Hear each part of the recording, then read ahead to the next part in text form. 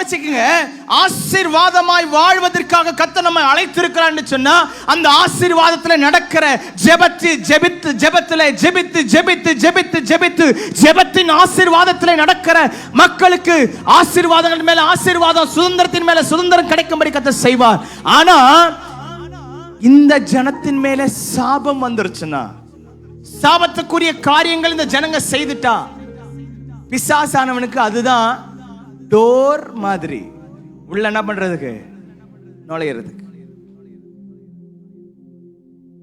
ஒரு சின்ன சாபத்துக்குரிய காரியம், ஒரு பாவத்துக்குரிய காரியம் ஏதாவது ஒண்ணு நம்ம செஞ்சிட்டோம்னா அது வழியா தான் பிசாசு என்ன பண்ணுவான். ஆனா அது வரைக்கும் நம்மை கண்டவன் அவனுக்கு என்னதான் பயம். கற்பாம்பூச்சிக்கு பெரிய டோர் ஓபன் பண்ணி வைக்க தேவையில்லை, சின்ன சந்து இருந்தா போதும். ஆமா தானே? அப்ப ஜெபிக்கிறவர்கள் எவ்வளவு ஜாக்கிரதையா இருக்கணும் பாருங்க, நம்ம எவ்வளவு ஜாக்கிரதையா இருக்கணும் பாருங்க. ஆமா தானே?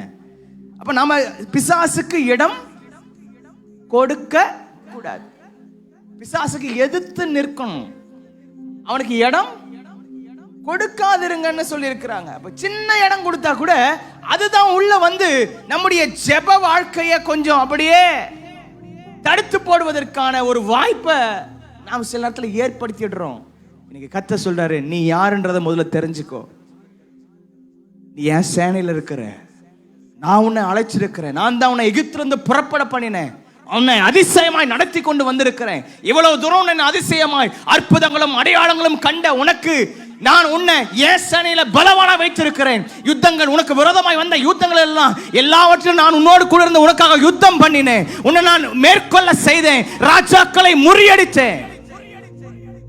நீ பலவான், நீ பலவான், நீ பலவான். உலகத்தை கண்டு நடுங்காத, பிரச்சனையை கண்டு நடுங்காத, கோலியாத்தின் வார்த்தையை கண்டு பயப்படாத. ஜெபிக்கிறவன் பயந்தானா? ஜெபிக்கிற தாவீது பயந்தானா? ஜெபிக்காத சவுலும் அவனோட கூடிய சேனைகள் என்ன பண்ணாங்க? கோலியாத்துடைய வார்த்தைகளை கேட்டு கலங்கினாங்க. இஸ்ரவேலே கலங்கினது, நடுங்கினாங்க. ஆனா ஜெபிக்கிற தாவீது அந்த வார்த்தைகளை கேட்டு கலங்கவில்லை, பயப்படவில்லை. மாறாக அவனுக்குள்ள வைராக்கியம் வருகிறது. இஸ்ரவேலின் தேவனுடைய ராணுவத்தை நிந்திக்கிற, அவருடைய நாமத்தை நிந்திக்கிற இவன் யாரு?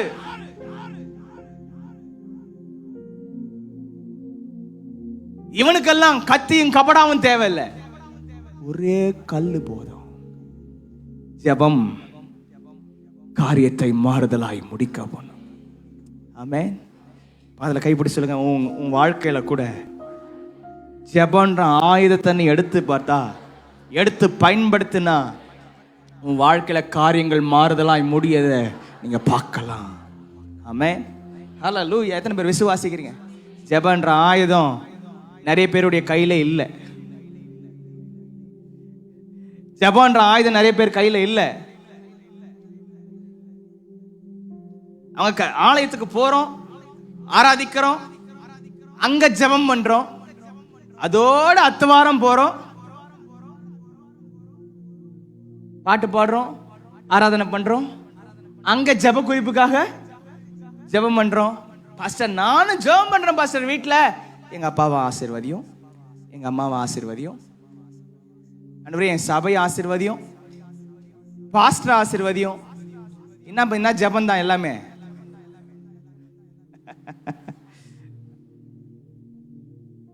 ஜெபிக்கிறவர்களை கர்த்தர் பலவானாய் மாற்ற. நான் சொல்றேன், ஜெப நேரம் தான் நம்மை பலவான்களாய் மாற்றுகிறது.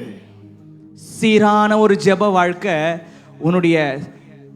உன்னுடைய அந்த ஆவிக்குரிய மனிதனை ஃபுல் ஹெல்த் கண்டிஷன்ல வச்சுக்கும். ஃபுல் ஹெல்த் கண்டிஷன்ல பலமா வச்சுக்கும். உள்ளான மனுஷன் மேஜர் கொடுங்க. உள்ளான மனிதன் நாளுக்கு நாள் புதிதாக்கப்படுகின்ற, உள்ளான மனிதன் நாளுக்கு நாள் புதிதாக்கப்படுகின்ற நேரம் இது. சோர்ந்து போகாதே, நீ சோர்ந்து போகாதே, சோர்ந்து போகாதே, நீ சோர்ந்து போகாதே. அதி சீக்கிரத்தில் நீங்கிவிடும் இந்த லேசான உபத்திரவம். அதி சீக்கிரத்தில் நீங்கிவிடும் இந்த லேசான. உள்ளான மனுஷன் நாளுக்கு நாள் புதிதாக்கப்பட வேண்டுமானால் சீரான சரியான ஜெப நேரம், ஜெப வேளை, ஜெபம் அவசியம். ஆமென், அல்லேலூயா. இப்ப இந்த பாலாக்கு இந்த இஸ்ரவேலை சபிப்பதற்காக பிழையாம் என்கிற ஒரு தீர்க்கதரிசிய கூப்பிடுறான். அவன் ஏற்கனவே நிமித்தம் பார்க்கிறவனா இருந்தான். அவனோடு கூட கர்த்தருடைய வார்த்தையும் வெளிப்பட்டது. கர்த்தருடைய வார்த்தையை சொல்றவனாவும் இருந்தான். அந்த பிழையாம கூப்பிட்டு இப்போ இவங்களை சபிச்சிடணும். யார சபிச்சிடணும்? நல்லா கவனிங்க. நம்மை குறித்து கூட நமக்கு எதிராக நிறைய யாகங்கள் என்ன பண்ணப்பட்டிருக்குது, செய்யப்பட்டு கொண்டிருக்குது. ஏன்னா அதுல சபிக்கிறாங்க நம்மள. இந்த ஜனத்தை என்ன பண்ணிடணும்? சபிக்கணும். இந்த சாப வார்த்தைகள் நம்ம மேல வந்து பலிக்கணும். அதனால இவங்களை ஈஸியா என்ன பண்ணிடலாம், மேற்கொண்டலாம். அவங்க நினைச்சதை சாதிச்சிடலாம் நினைச்சிட்டு இருக்கிறாங்க. எத்தனை யாகங்கள், எத்தனை பூஜைகள் இதெல்லாம் நடத்தினாலும்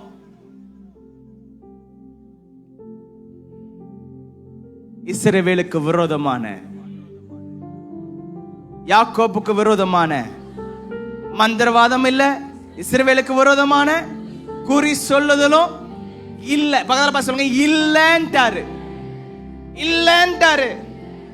நிறைய பேருக்கு என்ன, பாஸ்டர் எனக்கு ஏதோ செஞ்சு வச்சிட்டு இருக்காங்க பாஸ்டர், யாரோ ஏதோ செஞ்சிட்டு இருக்கிறாங்க பாஸ்டர், செஞ்சிட்டு இருக்கிறாங்களா?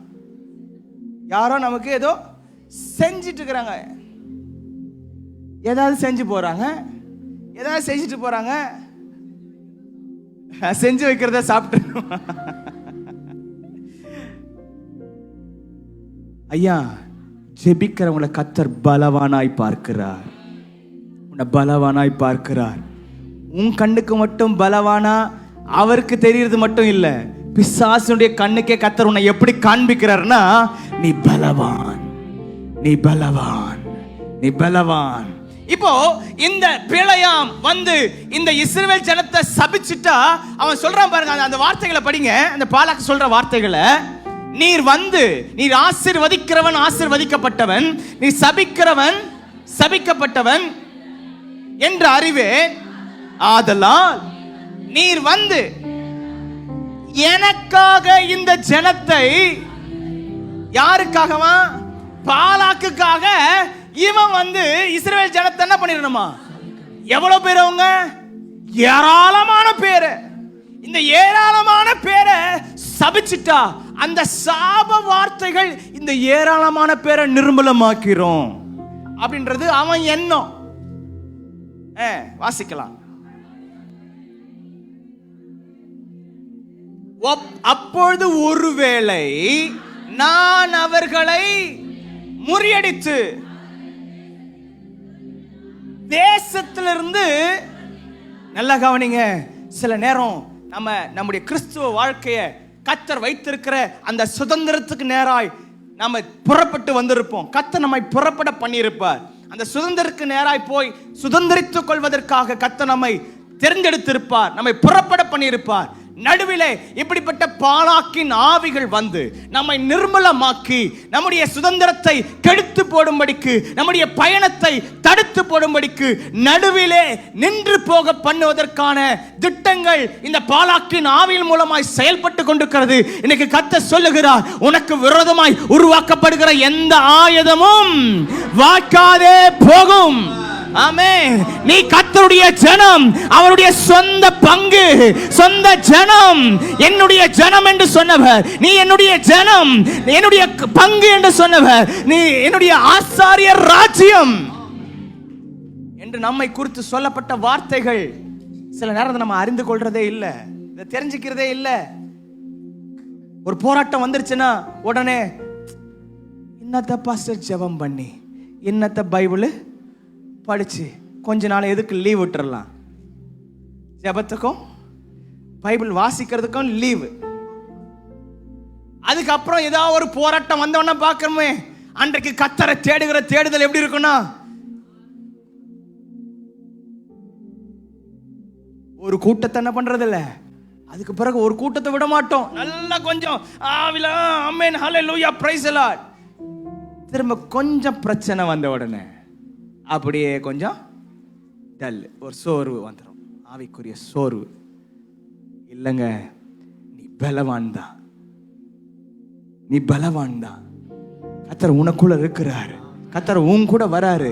இஸ்ரவேலை எகிப்து தேசத்திலிருந்து புறப்பட பண்ணினவர். அவர் சொன்ன வார்த்தை தான், அவர் தாமே நமக்கு முன்பாக கடந்து போகிறவர். அவர் தாமே நமக்கு முன்பாக கடந்து போகிறவர். எத்தனை பேர் விசுவாசிக்கிறீங்க இந்த ஆண்டில கர்த்தர் எனக்கு முன்னாடி போவார், எனக்கு முன்னாடி போவார்? ஆமென் ஆமென். இப்ப இந்த ஜனம் கர்த்தரோடு கூட வந்து பாளையம் இறங்கி இருக்குது. அந்த பாளையம் எப்படின்னா, கோத்திரத்தின்படியே என்ன பண்ணிருக்கிறாங்களா, அவங்க பாளையம் இறங்கி இருக்கிறாங்களா, கோத்திரத்தின்படியே 3 கோத்திரமா பாளையம் இறங்குறாங்க.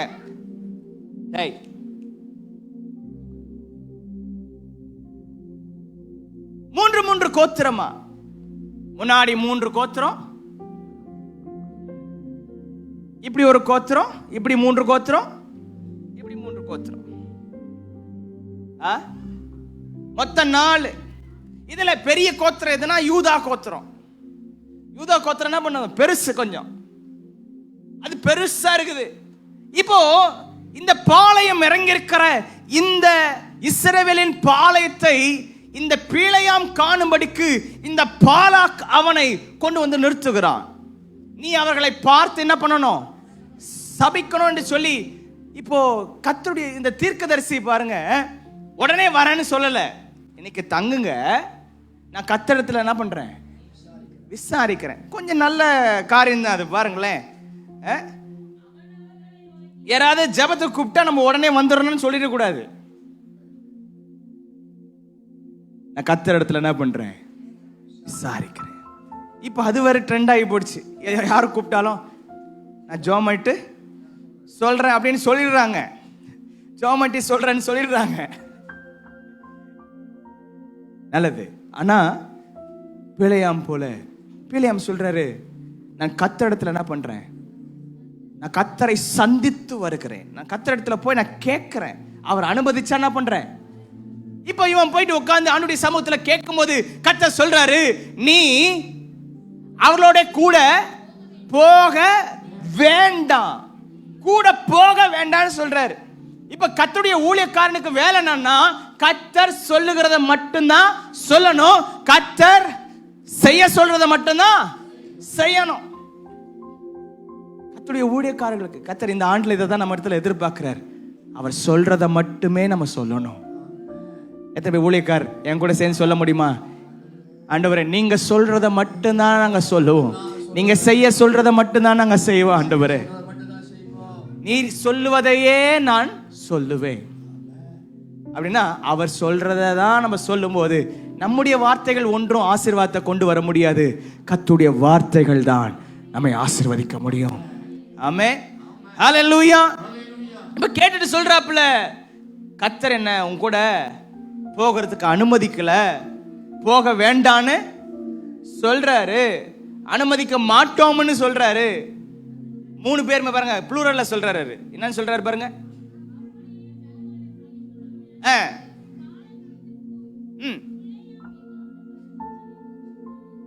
அவங்க போயிட்டு சொல்றாங்க, பிழையாம் எங்களோட கூட என்ன பண்ண மாட்டாராம்.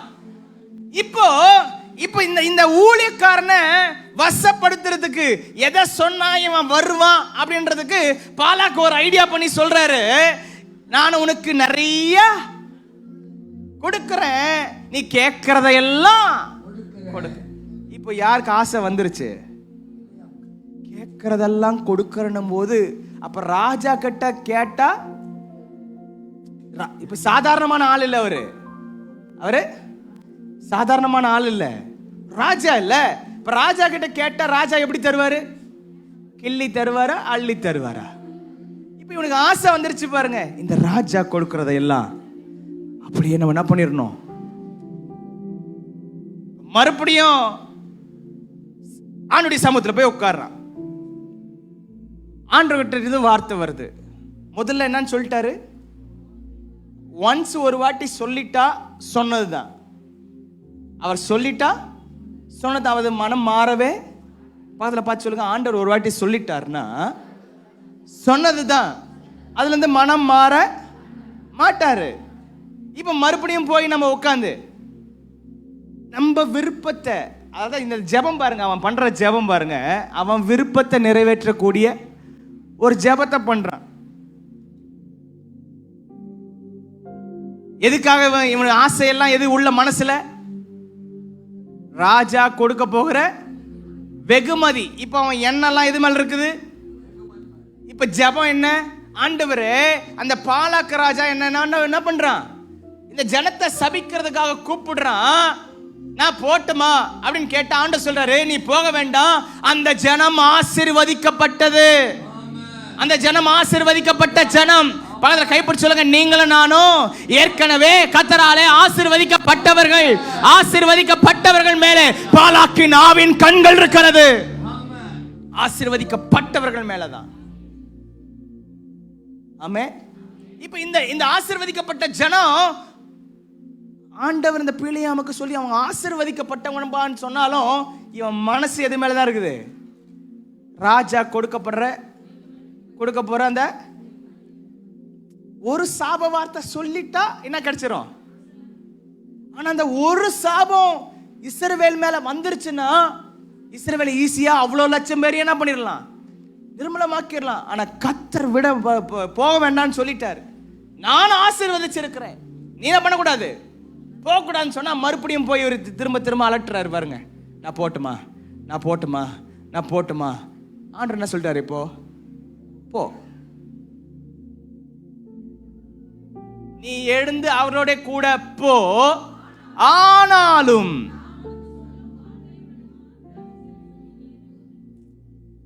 இப்ப ஐயாக்கு என்னன்னா, பாத்துக்கலாம் போன்னு சொல்லிட்டாரு. அது வரைக்கும் சந்தோஷம். அப்பா என்ன கேரண்டி? பொண்ணு வெள்ளி கேரண்டி. அங்க போய் பார்த்துக்கலாம். இப்ப எழும்பிட்டார். அவங்களோட கூட போவதற்கு கழுதையின் மேல சேணம்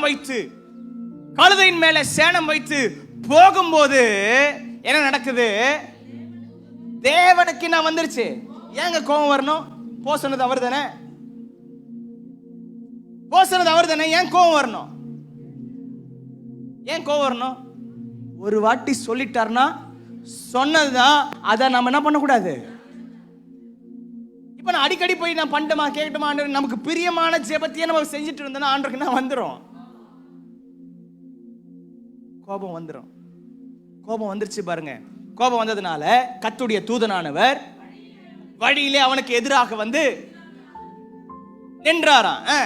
அப்பொழுது கழுதையின் மேல், எங்க வாசிக்கிறீங்க நீங்க? பிடித்திருக்கிறதை கழுதை கண்டபோது வழியை விட்டு எங்க போச்சு? அதனால யாருக்கு கோபம் வந்துச்சு? இப்ப பிலேயாமுக்கு கோபம் வருது. நான் நடத்துறபடி என்ன பண்ணல நீ? ஏன் அவன் எதுக்கு நேரம் நடத்துறான் அந்த கழுதைய? இஸ்ரவேலை சபிக்கிறதுக்கு உள்ள எண்ணம் வச்சுட்டு. ஏன்னா இந்த சாப வார்த்தை கூறிட்டா என்ன கிடைக்கும் நமக்கு? அப்ப அவன் புறப்படும் போது இஸ்ரவேலை எப்படி சபிக்கலான்ற எண்ணத்தோட தானே போயிருப்பான். எப்படி சபிக்கலாம், இந்த ஜனத்தை எப்படி சபிக்கலான்ற எண்ணத்தோட தான், அதுதான் ப்ரிப்பேர் ஆயிட்டு இருக்கிறாரு அவரு. எதுக்கு ப்ரிப்பேர் ஆகிறாரு? ஏன்னா சாப வார்த்தைக்கு என்ன கிடைக்க போகுது? பயங்கரமான வெகுமதி கிடைக்க போகுது. இப்ப சாப வார்த்தையை சொல்லிட்டா இவங்க எல்லாம் நிர்மலம் ஆயிடுவாங்க. கர்த்தர் சொல்லியும் அதை கேளாமல் அதை மீறி இவன் போனதினாலே கர்த்தருடைய தூதனானவர் பட்டயத்தோடு கூட வந்து நின்றாரா. கழுதை பார்த்துச்சு. பக்கத்துல பார்த்து சொல்லுங்க, கழுதை அதை பார்த்துச்சு. இந்த கழுதை அதை பார்க்கல.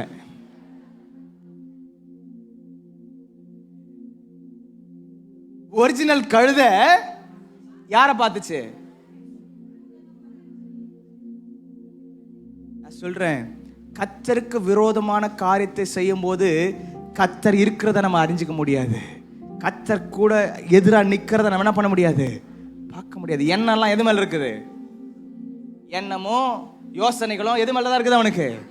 அந்த பொண்ணு மேல, பொருள் மேல, பணத்து மேல, உலக காரியத்தின் மேல, இப்படிப்பட்ட காரியங்கள் மேல எண்ணங்கள் இருக்கிற வரைக்கும் கர்த்தர் எதிராக இருக்கிறது கூட நம்ம அறிந்து கொள்ள முடியாது. கர்த்தர் எதிராக வருவாரா? ஆமாங்க. அவர் வார்த்தைக்கு கீழ்ப்படியலன்னா என்ன பண்ணுவாரு? ஆமா, கர்த்தருடைய ஆவியானவர் வந்து எதிராக நிற்பார். ஏசாயால அப்படித்தானே வாசிக்கிறோம். கர்த்தருடைய ஆவியானவரே அவளுக்கு சத்துருவாய் மாறி, கர்த்தருடைய ஆவியை வந்து என்ன பண்ணாரா? எப்படி நின்னாரா? அவங்களுக்கு சத்துருவா. கர்த்தருடைய வார்த்தைக்கு கீழ்ப்படியாம போனதுனால இப்போ என்ன நடக்குது? இந்த பிழையாம் கழுதைய இப்ப நான் என்னுடைய செய்தியின் தலைப்பு 3 காரியத்தை சொல்ல போறேன். இப்பதான் செய்தியை ஆரம்பிக்கிறேன். அல்லேலூயா. பாருங்க, பிழையாமின் 3 அடிகள் எழுதிக்கங்க. பிழையாமின் 3 அடிகள். இரண்டாவது, பிழையாமின் 3 பார்வைகள். பிழையாமின் 3 பார்வைகள். மூன்றாவது, பிழையாமின் 3 ஆசீர்வாத வார்த்தைகள். எல்லாமே என்னதான்? 3. இன்னைக்கு என்ன நாள்? கர்த்தர் நல்லவர். அல்லேலூயா, அல்லேலூயா. பிழையாம் இப்பொழுது முதலாவது முறையா அந்த கழுதை என்ன பண்றான்? அடிச்சுட்டான். திரும்ப கர்த்தருடைய தூதனானவர் திராட்சை தோட்டங்கள் வழியா போய் என்ன பண்ணறான்? நின்றார். அப்பொழுது மறுபடியும் கழுதை என்ன பண்ணுச்சு? தூதனை கண்டு சுவர் ஓரமாய் ஒதுங்கி பிழையாமின் கால்களை சுவரோடு கூட நெருக்கிட்டு திரும்பவும் அவன் அதை, ஐயா நல்லா கவனிங்க, 2வது முறை பிழையாம் அதை என்ன பண்றான்? அடிக்கிறான். இப்ப 3வது முறை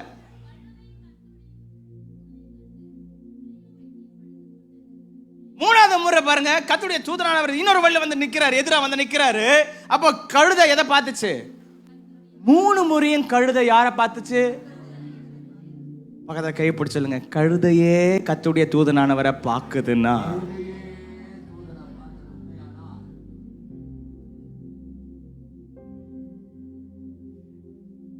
இந்த கழுதைக்கு கண்ணு பாருங்களேன். இந்த பிழையாம் அவருடைய நினைப்பெல்லாம் பாலாக்கு கொடுக்க போற பொண்ணு, வெள்ளி, அந்த இது இது அது. ஏன்னா இப்ப எதுக்கெல்லாம் ப்ரிப்பேர் ஆயினுக்கிறாரு இவரு? இஸ்ரவேலை சபிக்கிறதுக்கு மட்டும் ப்ரிப்பேர் ஆகல. எப்படி கொள்ளைய ராஜா கிட்ட என்ன கேட்கலாம், எதை கேட்டா பெருசா கேட்டா கிடைக்கும். இந்த எண்ணத்தோட போய்கொண்டிருக்கிற அந்த பிழையாமுக்குள்ள கொஞ்சம் கூட தேவனுடைய சிந்தையே இல்ல, ஆவிக்குரிய சிந்தையே இல்ல. அதனால ஆவியானவர் அங்கே தேவனுடைய தூதனானவர் வந்து நிற்கிறத அவனால பார்க்க, மாம்ச சிந்தை எதுக்கு நேரம் நடத்தும்? மாம்ச சிந்தை மரணம், ஆவியின் சிந்தையோ ஜீவன், சமாதானம். ஆமென், அல்லேலூயா. இப்ப இந்த பிழையாமுக்குள்ள இப்படிப்பட்ட காரியங்கள் இருந்ததுனால அவனுக்கு கர்த்தருடைய தூதனானவரை பார்க்க முடியல. ஆனா கழுதை பார்த்து யாரை தப்பு வச்சுச்சு? பிழையாம். இப்ப இவன் அத மறுபடியும்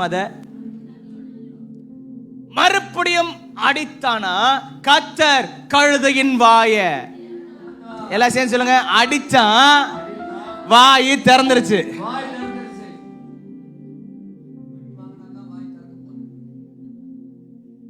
அடிச்சான். அவன் 3வது தடவை அடிச்சு முடிக்கிறான்.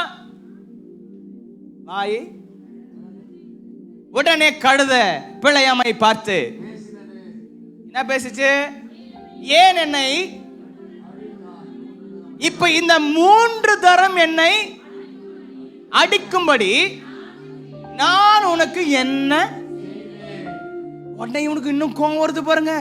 செஞ்சதும் இல்லாம என்ன போய் செவத்தோட கூட வச்சு உரசுனது இல்லாம, நான் நடத்துற வழியில நீ நடக்காம போனது இல்லாம, என்ன வந்து என்ன பண்ற? இப்போ ஏன் அடிச்சு நான் கேட்கிறேன், நீ என்ன பண்ற? பரியாசம் பண்ற. ஏன்னா நீ பரியாசம் பண்ற அப்படின்னு சொல்லி அதை என்ன பண்ணா சொல்றான் பாருங்க. இப்போ இந்த கழுதை சொல்லுது, நீ என்ன நடத்தின நாள்ல இருந்து நான் உன்னுடைய கழுதையா தானே இருந்தேன். அது சொல்லுது பாருங்க, நான் உன் கழுதை தானே, இவ்வளவு நாளும் நான் வந்து உன் கூட தானே இருந்தேன், இவ்வளவு நாளும் என்ன நீ நடத்தும் போது எப்பாவது நான் எப்படியாவது இப்படி செஞ்சிருக்கிறேன்னா அப்படின்னு கேக்குது பாருங்க. கழுதை பிழையாமை நோக்கி கை கொண்ட நாள் முதல் இந்நாள் வரைக்கும் ஏறின கழுதை நான் அல்லவா? இப்படி உமக்கு எப்போதாகிலும் நான் செய்தது என்றது. அப்பொழுது அவன் இல்லை. பாருங்க, கான்வர்சேஷன் நடக்குது பாருங்க. கழுதைக்கும் இந்த கழுதைக்கும், ரெண்டு கழுதைக்கு நடுவில் கான்வர்சேஷன், ரெண்டு பேரும் பேசிக்கிறாங்க. அப்புறம் அப்பொழுது கர்த்தர் பிலேயாமின் கண்ண, வாய் திறக்கப்பட்ட கழுதையும் கண் திறக்கப்பட்ட கழுதையும்,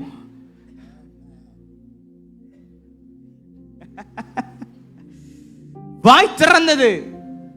கழுதையின் வாய் திறந்ததுக்கு பின்புதான் கழுத உணர்வு அடையும்படி செய்யறதுக்கு தன் வாயை திறந்து பேசினதுக்கு அப்புறம் தான் என்ன, யாருக்கு உணர்வு வருது உள்ள? சில நேரம் நமக்கு உணர்வு வர வைக்கிறதுக்கு சில கழுதையின் வாயை கத்த திறப்பார்.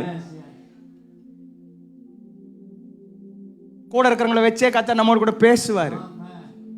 தெரியுமா? சில நேரத்துல சுருக்குன்னு குத்துற மாதிரி என்ன பண்ணுவாங்க, பேசுவாங்க. ஏன்னா கத்தர் அவங்கள என்னவா வச்சிருக்காரு, நமக்கு கழுதைய வச்சிருக்க. ஹல்லேலூயா. இப்போ கண் திறக்கப்பட்ட உடனே, நல்லா கவனிங்க, கண் திறக்கப்பட்டது. இதுவரைக்கும் அவனுடைய கண் மூடப்பட்டிருந்தது உலகத்தினாலே, உலக ஆசைகளினாலே. அவன் கண்கள், மாம்ச கண்கள் மூடப்பட்டிருந்தது, ஆவிக்குரிய கண்கள் மூடப்பட்டிருந்தது. இப்போ கர்த்தர் அவன் கண்களை திறக்கிறாரு. திறந்த உடனே தான் அவன் பார்க்கிறான், கர்த்தருடைய தூதனானவர் பட்டயத்தோடு கூட நிற்கிறதை பார்த்த உடனே அப்படியே கீழே விழுறாரு, தாழ விழுறாரு. அவன் பணிந்து தலை குனிந்து முகம் குப்புற விழுந்து, யாரை எப்படி பணிய வைக்கணும்னு அவருக்கு நல்லா தெரியும். அதுக்கு கழுதைய வாயை திறக்க வச்சு, கழுதைய பேச வச்சு, நான் ஆக்சுவலா என்ன பண்ணிருக்கணும், இவன் எப்படி பார்த்துருக்கணும் அந்த கழுதைய? ஆச்சரியமா பார்த்து என்ன பண்ணிருக்கணும், எப்படிடா கழுத அப்படி நினைச்சிருக்கணும். ஆனா இவர் என்ன பண்றாரு, கூட பேச்சுவார்த்தை தெரியும் இல்ல. ஏன்னா அவன் என்னெல்லாம் எங்க இருக்குது, வெள்ளி, காசு, பணம், இப்படி இதுல இதுல இதுல இதுல இதுல பார்த்துட்டு இருக்கிறான். கர்த்தர் அவன் கண்களை திறந்தார். நல்லா கவனிங்க, ஜெபிக்கிறவங்களுக்கு நிறைய பொருள் ஆசை இருக்காதுங்க, பண ஆசை இருக்காதுங்க. ஜெபிக்கிறவங்களுக்கு பண ஆசை இருக்காது, பொருள் ஆசை இருக்காது. பக்கத்தில் பார்த்து சொல்லுங்க, உங்களுக்கு தான் சொல்றோம். இன்னைக்கு இந்த கழுதை சொல்லுது கேளுங்க, கொஞ்சம் உணர்வு அடைங்க. பண ஆசை வேண்டாம், பண ஆசை வேண்டாம், பண ஆசை வேணாம். எல்லா தீமைக்கும் வேறு.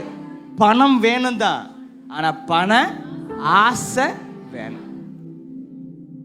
சரிங்களா? அப்போ இந்த ஜெபிக்கிறவங்களுக்குள்ள இது இருக்க கூடாதுன்னு சொல்ல வரேன். ஜெபிக்கிறவங்களுக்குள்ள இந்த பண ஆசை இருக்கக்கூடாது. போதும் என்கிற மனம் இருந்தா போதும், போதும் என்கிற மனம். இன்னும் வேணும், இன்னும் வேணும், இது வாங்கணும், அதை வாங்கணும். அப்ப இந்த ஆசையெல்லாம் அது இது அப்படி அப்படி இருக்கக்கூடாது. ஜெபிக்க முடியாது. பொருள் ஆசை, நிறைய உலக ஆசைகள் இருக்கிறவங்க ஜெபம் பண்ண, ஏன்னா அவங்க என்னெல்லாம் எதிர் மேல தான் இருக்கும். இப்போ பிழையாம் இப்பொழுது புரிஞ்சுக்கிட்டான், கர்த்தர் எதிராக இருக்கிறார். இப்போ அவன் சொல்றான், ஆண்டவரே நான் போகிறது உங்களுக்கு தகாததா தெரிந்தா நான் இப்படியே திரும்பி என்ன பண்ணிடுறேன், போயிடுறேன்னு சொல்லும்போது ஆண்டு சொன்னார், இல்ல இல்ல நீ போய் தான் ஆகணும். என்னடா இது, அவரே போகன்றாரு, போவாதேன்றாரு, திருப்பி பண்ணன்றாரு, போன்றாரு. ஆனா கர்த்தர் சொல்ற வார்த்தை பாருங்க, நோக்கி அந்த மனிதனோட கூட போ, நான் உன்னுடனே சொல்லும் வார்த்தையை மாத்திரம். ஆமென். ஹல்லேலூயா, ஹல்லேலூயா. அப்படி இருக்கிற இடத்துல கையை உயர்த்தி சொல்லு, ஆண்டவரே நீர் சொல்லுகிறதை மாத்திரமே நான் சொல்ல விரும்புகிறேன். ஆண்டவரே, ஆண்டவரே நீர் சொல்லுகிறதையே நான் சொல்ல விரும்புறேன்ப்பா. நீங்க என்ன சொல்றீங்களோ அதை சொல்ல விரும்புறேன். நான் சில நேரத்தில் என் வார்த்தைகளால சொல்லி மாட்டிக்கொள்ளுகிறேன். நீங்க சொல்றதையே நான் சொல்லணும்னு விரும்புறேன். நீங்க சொல்றதையே நான் சொல்லணும்னு விரும்புறேன். ஆமென். ஹல்லேலூயா. இப்போ இந்த பிலேயாம் எழுந்து அவங்களோட கூட போறான். கீழே அங்க பாலாக்கு இடத்துல வந்த உடனே பாலாக்கு சொல்றாப்புல, ஏம்பா நான் கூப்பிட்ட உடனே என்ன பண்ணல, நீ வரல, நான் உன்னை எப்படியெல்லாம் கனம் பண்ணணும்னு வச்சிருக்கேன் தெரியுமா? மறுபடியும் உள்ள என்ன தூண்டி விடுறான், ஆசையை கொஞ்சம் தூண்டி விடுறான் பாருங்க. உனக்கு நான் எவ்வளவு கனம் கொடுக்கணும்னு நினைச்சிருக்கிறேன், நீ ஏன் என் கூட என் கூப்பிட்ட உடனே என்ன பண்ணல, வரல, உனக்கு எவ்வளவு கணங்களை வச்சிருக்கிறேன் தெரியுமா அப்படின்னு. இப்ப மறுபடியும் பிலேயாமுக்கு உள்ள என்ன வந்திருக்கும், பொண்ணு வெள்ளி காசு, அப்படியே அந்த ஆசையில. ஆனா இப்ப அவன் சொல்றான், அப்பொழுது பிலேயாம் சொல்றான்,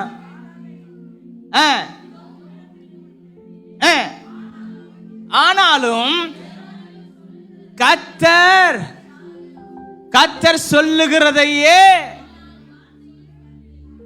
கர்த்தர் சொல்லும் வார்த்தைகளையே நான் என்ன பண்ணுவேன், சொல்லுவேன். வாசிக்கிற சீக்கிரமா வாசிங்க. இப்போ அவர்களை, அந்த இஸ்ரேல் ஜனத்தை பார்க்கும்படிக்கு இந்த பாலாக் அவனை அந்த கீரியாத் ஊசோத்திலே கூட்டி கொண்டு வருகிறான். இப்ப அந்த கூட்டி கொண்டு வருகிற இடம் எங்கன்னா ஒரு கண்மலையின் உச்சி. கண்மலையின் உச்சியில கொண்டு போய் நிற்க வைத்து இந்த ஜனங்களை என்ன பண்ணு, இந்த கோத்திரத்தினுடைய, இந்த ஜனத்தினுடைய கடைசி பரியந்தம் பாரு. ஒரு தீர்க்கதரிசியினுடைய பார்வை எப்படி இருக்கும்னா, ஜனங்களை ஆசீர்வதிக்கிறதா இருக்கணும். தீர்க்கதரிசியினுடைய பார்வை எப்படி இருக்கணும், ஜனங்களை, ஆமா அப்படிதான் கர்த்தர் வச்சிருக்கிறாரு. இப்ப இந்த பாலாக்கு அவனை என்ன பார்வையோட பார்க்க செய்யறான், அந்த ஜனத்தை நீங்க என்ன பண்ணணும், சபிக்கணும், வெறுத்துடணும். என்ன பண்ணணும், கர்த்தருடைய ஜனத்தை வெறுக்கணும், சபிக்கணும். இந்த பார்வையோடு கூட பாருங்கன்னு சொல்லி அந்த கண்மலையின் உச்சியில கொண்டு போய் நிற்க வைக்கிறான். இப்பொழுது பாலாக் சொல்றான், நான் போய் கர்த்தரை சந்திச்சிட்டு வரேன். சில நேரம் சில குடும்பங்களோடு கூட போனீங்கன்னா, ஜெபத்துக்கு போனாலும் நீங்க போறதுக்கு முன்னாடி கர்த்தரிடத்துல நீங்க என்ன பண்ணி ஆகணும், ஜெபம் பண்ணிட்டு கர்த்தர் சொல்லுவதையே நான் சொல்ல வேண்டும் என்று நீங்க போகணும். கர்த்தர் சொல்லாத வார்த்தைகளை போய் சொல்லிட்டீங்கன்னா அந்த குடும்பத்துல ஆசீர்வாதம் வராதுங்க. அந்த குடும்பத்துல ஒரு பிரச்சனைகள் இருக்கும், அந்த குடும்பத்துல சாபங்கள் இருக்கும், அந்த சாபங்கள் முறிக்கப்படாது. இப்ப இந்த பிலேயாமுக்கு புத்தி வந்தோடனே அப்பதான் சொல்றான், கண் திறக்கப்பட்டவன் சொல்லுகிறதாவது என்னவா, கண் திறக்கப்பட்டவன். இன்னைக்கு கர்த்தர் உங்களை கண் திறக்கப்பட்டவர்களாக போகணும்னு விரும்புறாரு. நீங்க கண் திறக்கப்பட்டவர்களாய் கர்த்தர் சொல்லுவதையே சொல்ல, கர்த்தர் செய்ய சொல்லுவதையே செய்ய, கர்த்தர் எதுக்காக ஜெபிக்க சொல்றாரோ அதுக்கு ஜெபிக்க கர்த்தர் உங்களை இன்றைக்கு கண் திறக்கப்பட்டவர்களாய் உங்களை அனுப்பணும்னு விரும்புறாரு. ஆமென். இப்பொழுது இந்த பிலேயாம் அந்த முதல் பார்வையை பார்க்கிறான். அந்த அதிகாரத்துடைய கடைசி வசனத்தை வாசிக்கலாம், கடைசி வரியை பாருங்க. பிலேயாம் இஸ்ரவேலின் ஜனத்தை இந்த பாளையத்தின் கடைசி என்ன பண்ணனா பார்த்தான். இப்ப பிலேயாமுடைய பார்வை எது மேல வந்துருச்சு, அந்த இஸ்ரவேல் ஜனத்தின் மேல பார்த்துட்டு இப்ப சொல்றான், முதல் பார்வை பார்க்கிறான் பாருங்க. அந்த அவங்க அமைந்திருக்கிற அந்த பாளையங்கள், அமைச்சிருக்கிற பாளையம் எப்படி கூடாரங்களை போட்டிருக்கிறாங்க, எப்படி இருக்கிறாங்க, எல்லாவற்றையும் மேலிருந்து அந்த கண்மலை ஊற்றிலிருந்து அவன் அண்ணார்ந்து பார்க்கிறான். அங்கிருந்து பார்க்கிறான் பாருங்க, இந்த ஜனம் இப்படி இவ்வளோ ஜனம், கிட்டத்தட்ட ஒரு 24 லட்சம் பேர் இருப்பாங்க. புருஷர்கள் மாத்திரமே எவ்வளவு, 6 லட்சம் பேர். அவங்க மனைவி, அவங்க பிள்ளைங்க, இவங்கெல்லாம் இருந்திருக்கலாம். இங்கெல்லாம் சேர்த்து ஒரு 24-30 லட்சம், அதுக்கு மேல கூட இருந்திருக்கலாம். இவ்வளவு லட்சம் பேரும் அந்த இறங்கி இருக்கிற பாளையத்தினுடைய அந்த பார்வை இந்த பிழையாம் பார்த்த உடனே இப்போது அவனுக்கு ஒரு மனசுல தோணுது, இப்போ நினைச்சிருப்பான் சபிச்சிடலாமா, என்ன கிடைக்கும். ஆனா இப்போ வழியில கர்த்தருடைய பட்டயத்தை பார்த்துட்ட உடனே உள்ள என்ன வந்துருச்சு இருக்கு, பயம் வந்த உடனே இப்ப சொல்றாரு, நான் கர்த்தரிடத்துல போய் என்ன பண்றேன், விசாரிக்க, நான் சந்தித்து வருகிறேன். பாருங்க அந்த வசனத்தை வாசிக்க. இப்ப 23வது அதிகாரத்துல உங்க சர்வாங்க தகன பலி அண்டையில நில்லும், நான் போய் வருகிறேன். எங்க கர்த்தர் வந்து சந்திக்கிற இடத்துல நான் போய் வர்றேன். அப்ப பிழையாமுக்கு ஒரு ஜெப இடத்தை என்ன பண்ணின்றாரு அவரு வச்சிருக்கிறேன், நான் போய் சந்திச்சுட்டு வர்றேன். நான் இன்னைக்கு சொல்றேன், உங்க காரியங்கள் நீங்க எது செய்யறதா இருந்தாலும், உங்க வாழ்க்கையில நீங்க எடுக்கிற புதிய புதிய காரியங்கள் இந்த ஆண்டுல கர்த்தர் உங்களோடு கூட இருந்து கர்த்தர் செய்யணும்னா, உங்களோடு கூட இருந்து கர்த்தர் பயங்கரமான காரியங்களை, அற்புதங்களை, அடையாளங்களை கர்த்தர் செய்யணும்னா, கர்த்தரை சந்திக்கிற ஒரு இடம் உங்களுக்கு வேணும். பக்கத்துல கை பிடிச்ச உங்களுக்கு சொல்லுங்க, கர்த்தர் சந்திக்கிற ஒரு இடத்தை நீங்க வச்சுக்கோங்க. அந்த இடத்துல கர்த்தர் வந்து உங்களை சந்திப்பார். அப்படித்தானே பிழையாம் சொல்றாரு, கர்த்தர் என்னை சந்திக்கிறதாய் இருக்கும், அவர் எனக்கு வெளிப்படுத்துவதை.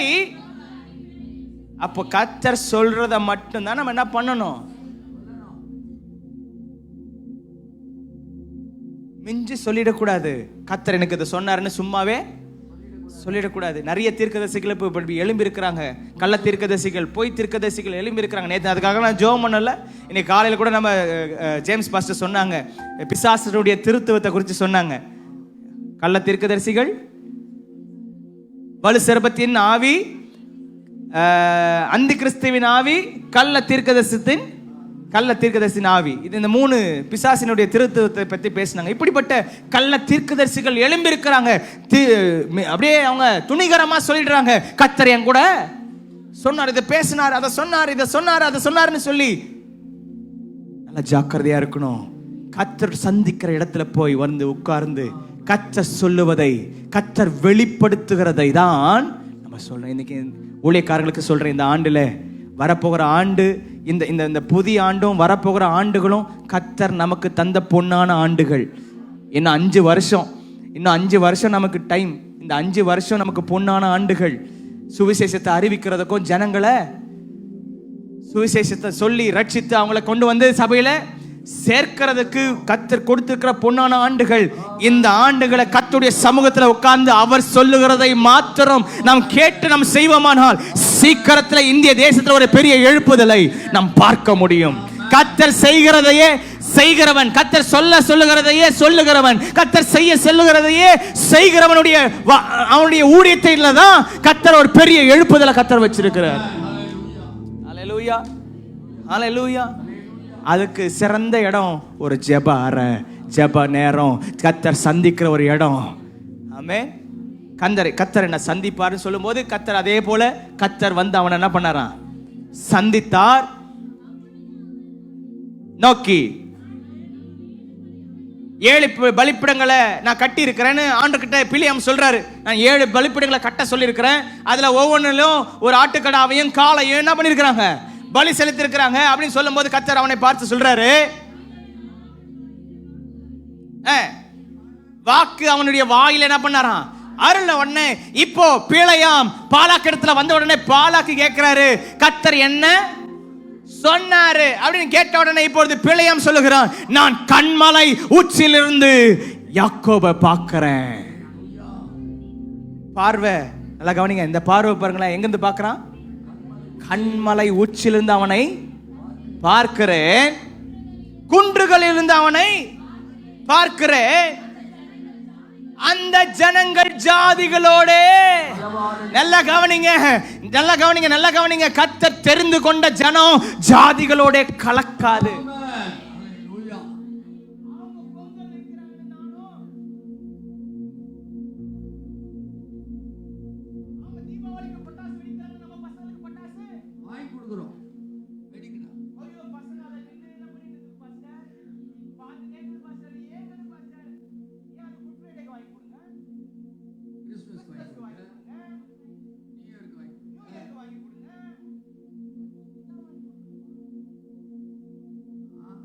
ஜாதிகளோடு ஜாதிகளோடு ஜாதிகளோடு ஜாதிகளோடு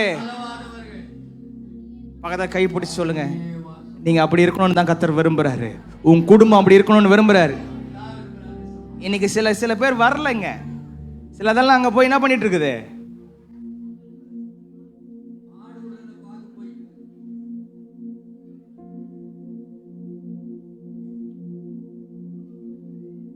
ஜாதிகளோட கலம்.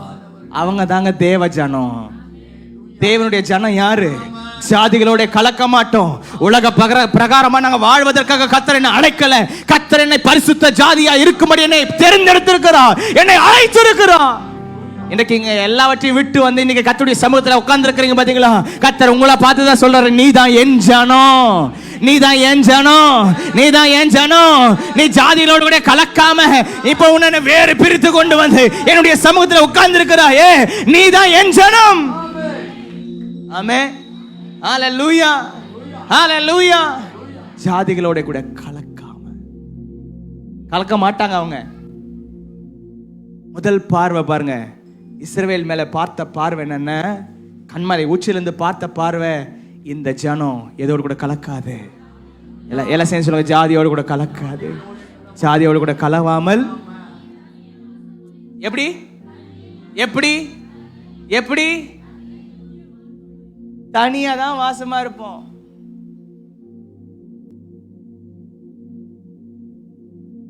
எஸ்தர் புத்தகத்தில் எழுதப்பட்டிருக்குதுல, ஆமான் போய் அகாசுர ராஜாக்கு சொல்லும் போது ஒரு குறிப்பிட்ட ஜனம் இருக்குது, அவருடைய வழக்கங்கள் எல்லாம் கொஞ்சம் விகற்பமா இருக்குது, வித்தியாசமா இருக்குது. அதனால அவங்கள என்ன பண்ணிடணும்? அழிச்சிடணும். அழிச்சிடணும். நான் வெள்ளிக்காசை நிறுத்தி கொடுக்கிறேன், ராஜாவுடைய கஜானாவில் என்ன பண்றேன்? நிறுத்தி கொடுக்கிறேன், அவங்கள அழிச்சிருங்க. இப்ப ராஜா அதை கேட்டோன்னு என்ன பண்ணிட்டாரு? ஓகே, நீ சொல்றபடி என்ன பண்ணு, செஞ்சிருப்பான்னு சொல்லி முத்திர மோதிரத்தை கழட்டி அவங்கள்ட்ட கொடுத்துட்டாரு. ஆனா எஸ்தர் ஜெபம் பண்ணினதுனால காரியம் மாறுதலா. எவ்வளவு பணம் வெள்ளியை கொடுத்து உன்னை அடிக்கணும்னு திட்டம் பண்ணாலும், எவ்வளவு ஆசை வார்த்தைகளை சொல்லி உன்னை அடிக்கணும்னு திட்டம் பண்ணுவதற்கு ஆட்களை கொண்டு வந்தாலும், கர்த்தர் செய்ய நினைச்சது ஒரு நாளும் தடைப்படாது. கர்த்தர் தம்முடைய ஜனத்தின் மேல் ஆதரவா இருக்கிறார். கர்த்தர் தமது ஜனத்துக்கு துணை நிற்கிறார். அவர் நமக்காக யுத்தம் பண்ண நிற்கிறார். ஆமென். ஹalleluya, ஹalleluya. இந்த பிழையாமுக்கு பார்த்த உடனே புரிஞ்சிருச்சு, இந்த ஜனம் ஜாதிகளோட என்ன பண்ணாது? கலக்காது. எத்தனையோ பேர் நம்ம ஜாதிகளோடு கூட கலந்து இருக்கிறோமே, அவங்க செய்யறதையே நாம செய்யறோமே, அவங்க செய்யறதையே நாம செய்யறோமே. அப்ப அவங்களுக்கு நமக்கும் வித்தியாசம் என்ன? கர்த்தருடைய ஜனம் எப்படிப்பட்டதுன்றது தெரிஞ்சுக்கணும். முதல்ல கர்த்தருடைய பிள்ளைங்கன்னா யாரு, அவங்க எப்படி இருப்பாங்க? ஜாதிகளோட கூட கலக்க மாட்டாங்க. அவங்க சினிமா பார்க்குறாங்களா? பார்க்கட்டும். அவங்க சீரியல் பார்க்குறாங்களா? பார்க்கட்டும். நீ ஏன் பார்க்குற?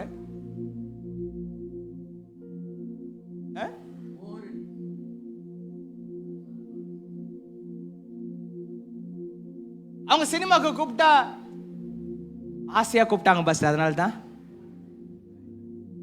ஆசையை தூக்கின்னு போய் குப்பையில. பரலோகம் போக மாட்டேன், என்ன பண்ணுவேன்? Family movie pastor. அது அப்படியெல்லாம் இல்லை பாஸ்டர், இது ஃபேமிலி மூவி பாஸ்டர். பரலோகம் போக முடியாது. அவங்க தேவ ஜனம் கிடையாது. தேவ ஜனம் யாரு? உலகத்தோட ஜாதிகளோட தனியே. சொல்ல தனியே. நான் இப்படிதான் இருப்பேன்னு சொல்லணும். ஏய், நீ என்ன பாதிரியாரா அப்படின்னு என்ன கிண்டல் பண்ணாங்க பசங்க எல்லாம். என்ன காலேஜில் உட்காந்து அந்த பெஞ்சஸ் இருக்கும், இப்படி எல்லா காலேஜ் பிள்ளைங்களும் இப்படி வருவாங்க. இவங்கெல்லாம் உட்காந்து பொண்ணுங்களுக்கு மார்க் போட்டு நிற்பானுங்க. மார்க் போட்டுட்டு இருப்பானுங்க. பின்னாடி நான் உட்காந்து இல்லை ரெக்கார்டு எழுதிட்டு இருப்பேன்.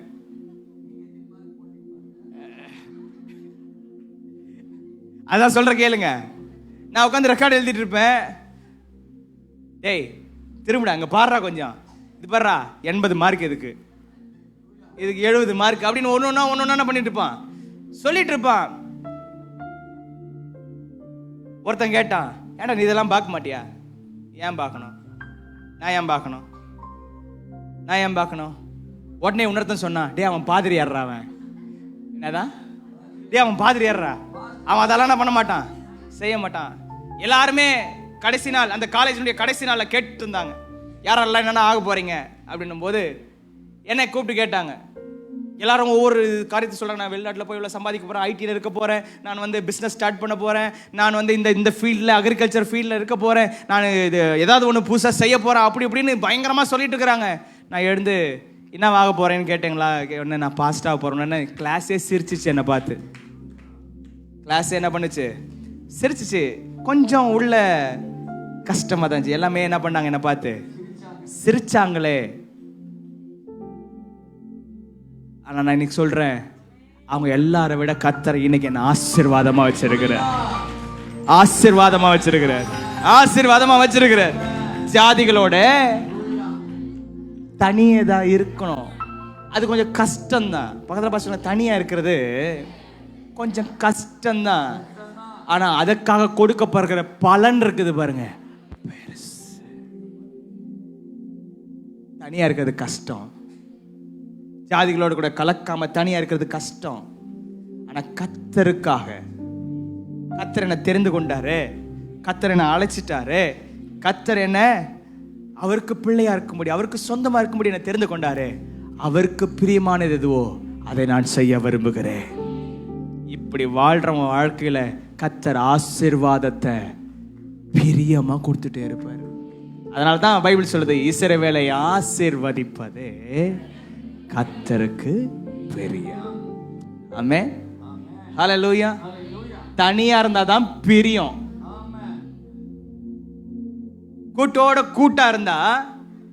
ஏன்னா கர்த்தரை பிரியப்படுத்தாதவங்க, கர்த்தரை கோபப்படுத்துறவங்களோட கூட நீ கூட இருந்தா அங்க உன் மேல பிரியம் இருக்காது, கோபம் தான் இருக்கும்.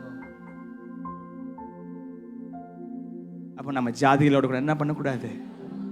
சரி, முதல் பார்வை, ஜாதிகளோடு அவர்கள் கலக்க மாட்டாங்க. இப்போ ரெண்டாவது, உடனே பாலாக்குக்கு நான் வந்துருச்சு, கோபம் வருது பாருங்க. இப்போ அந்த 9ஆம் வசனத்தை வாசிக்கலாம். சரி, 13 வாசிங்க. பின்பு பாலாக்கு அவனை நோக்கி, நீர் அவர்களை பார்க்கத்தக்க வேறொரு இடத்துக்கு நான் பண்றேன். ஃபர்ஸ்ட் முதல் பார்வை எங்கிருந்து பார்த்தாங்க, கண்மலை உச்சியில இருந்து பார்த்த போது என்ன தெரிஞ்சிச்சு, இவங்க யாரோட கலக்க மாட்டாங்க, ஜாதிகளோட கலக்க மாட்டாங்க, தனியே வாசம் பண்ணுவாங்க. அதுக்கு பிறகு சொல்லப்படுகிற சில ஆசீர்வாதங்கள் இருக்குது, நீங்க வீட்டில் படிச்சுக்கங்க. அடுத்து வாசிக்கலாம். இப்போ எங்க கொண்டு போய் நிக்க வைக்கிறார்னா, பிஸ்காவின்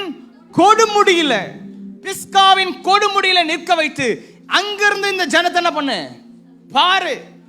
அப்ப இந்த பார்வையினால சபிக்கணும்னு தூண்டி விடுறான் பாருங்க. அந்த பார்த்து என்ன பண்ணத சபி. ஏன் அப்படி இங்க இருக்கிற இடத்துல இருந்தே சபின்னு சொல்லிட்டு இருந்தா என்ன பண்ணிருக்கலாம், சபிச்சிருக்கலாமே. ஏன் பார்க்கத்தக்க ஒரு இடத்துக்கு கொண்டு போறான், பார்க்கத்தக்க ஒரு இடம். அந்த பார்வையில ஏதோ இருக்குதுங்க.